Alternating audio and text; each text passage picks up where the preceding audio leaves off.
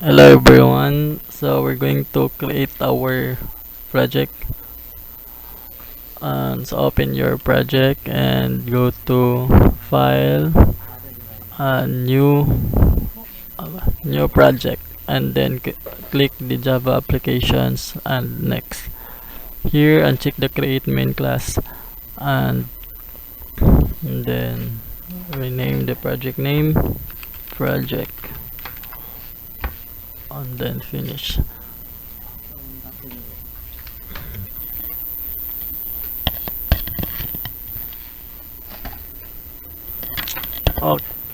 Okay, here right click the projects and then create a JFrame form, and the name of our class name frame is new JFrame, and then finish the project. And then mag-create na tayo ng frame. Okay, design your frame and then add panel sa sidebar, panel, and then colors sa panels na dari sa kilid, background, and then color at least mga medyo dark. Okay nga na. Then add another panel para sa mga sa atong forms. Okay, dala atong forms. Gamay lang atong project.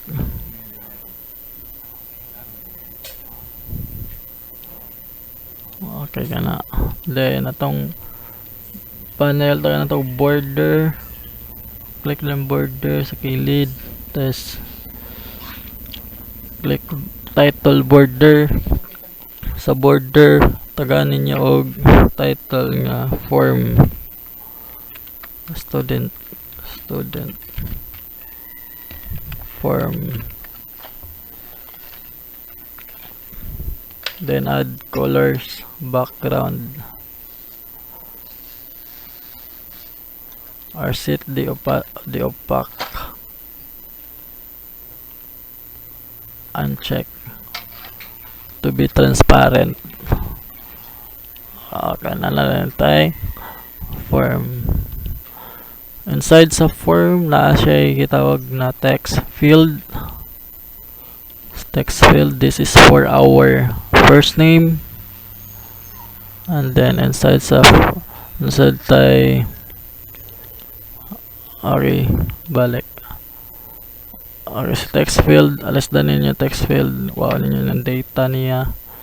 So wala na siya data, and then nakuha ninyo gamay, copy, control C, control V. Okay, nanaway da ka data, first name, and then our age. And then add label.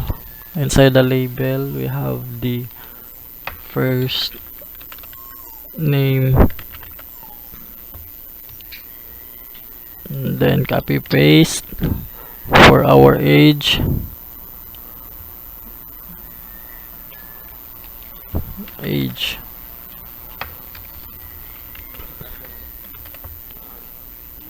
so ana lang, so nalatay first name, age. Okay, kung gusto nyo padakawan yung text, click the label and then go to fonts, and then make sure to select the size of the text at least 18 or 24 or 18 shot. Then should siya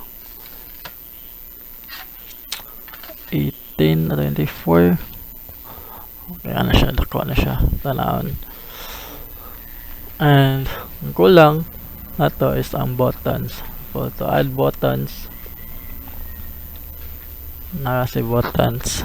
Okay, dako na to si buttons. Ang salad ni buttons kay add new student. Okay, add new student, and dako sa button.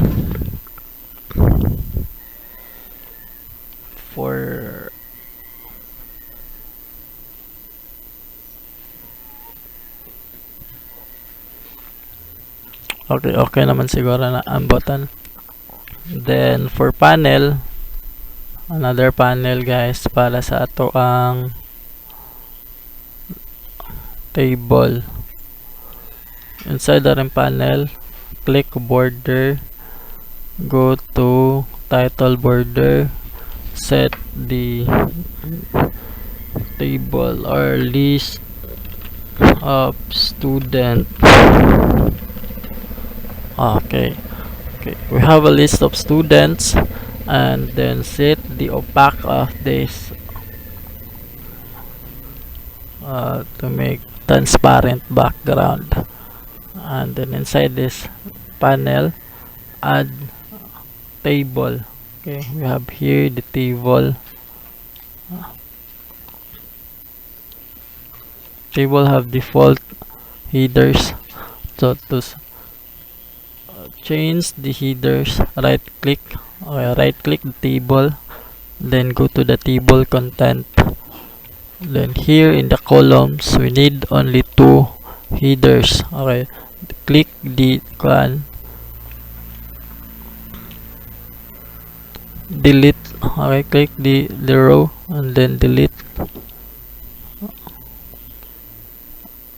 Then sa rows na siya yung mga default 4 rows.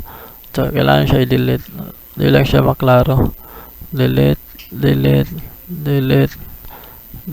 Okay, pag wala na may makita, wala na may maklik, okay na siya. And then balik sa columns, alis na natin title sa first name. Ang kanisang age sa first name. Ayun sa age. Okay. Close.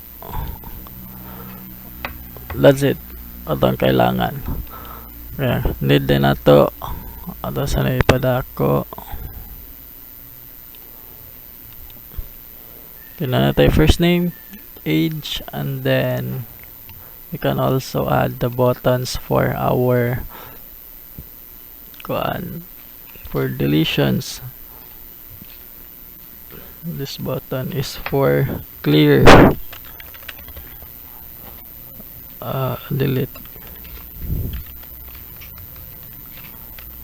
Delete all. Okay. If click natin yung buttons, ma-delete ang tanan na to data sa database and then sa atong table. Another buttons for our delete. Okay, delete.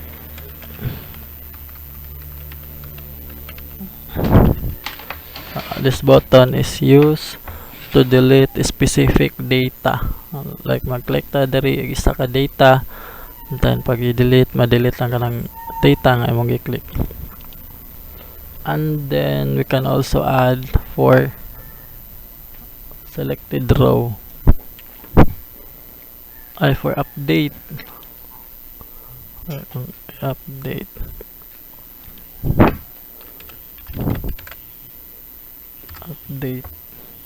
Okay, since add background sa add kay pwede green kay mag-add man ka, and then for delete taga na siya background na red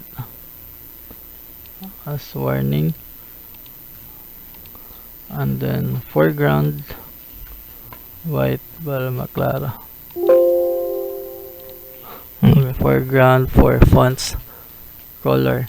Then sa delete nagtaga na siya light red, medyo siya warning. And then for update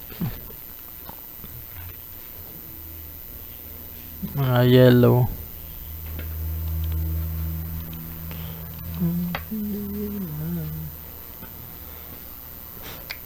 Okay, pag mandari pwede na rin mag-proceed sa pag-connect or pag-install sa drivers for our database.